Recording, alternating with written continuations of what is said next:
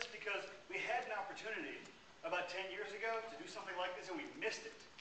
So every day when you open your inbox and you see that, and every day when your daughter opens her inbox and it's full of porn, and you ask yourself, like, how did we get here?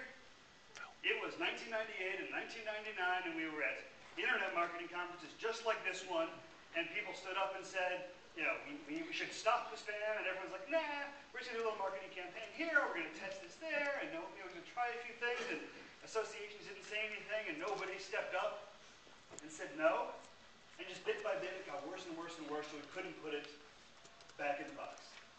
That right now we have a chance to make this better, right now we have a chance to raise our standards, and I think it's time to say, this one we're not going to mess up. You know, we're the money that goes into the system. We're the ones who get to decide what it's going to look like. And this is our chance to not let the bad stuff ruin such a wonderful new medium that we've created. There's some really big truths that I think should be self-evident. You know, we don't pay people to lie for us. We're not going to use our money to solicit fake reviews and fake endorsements. That we call an ad, because we don't trick people, that we don't try to make it look like anything else. That we don't hide our marketing or pretend it's anything but marketing because we use full disclosure and that we believe these things. By calling you guys, each and every one of you and your companies, to hold the line on ethics and honesty. I call on you to say no fudging, no maybes, no, oh, it's just a test, or we're just going to see if nobody notices. I'm calling on you to say every time somebody pushes something out to you and they tell you to try it and you think it's not quite right, think about the porn in your inbox. I think we're going to stop this now. And I'm calling on you to say something when something is wrong, to say something when a line is being crossed, because if we lose this, it's not coming back. And if you're a more cynical individual and you don't buy all these high-minded principles, I recommend you think about this to save your job, save your brand, save your reputation. Because if you mess with ethics in this world where the bloggers will catch you the instant you do something wrong, you will humiliate yourself and humiliate your company.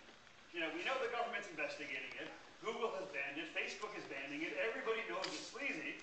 So I don't know why anybody wants to be the one who goes to their boss and says, hey, let's just try this little blog spam campaign.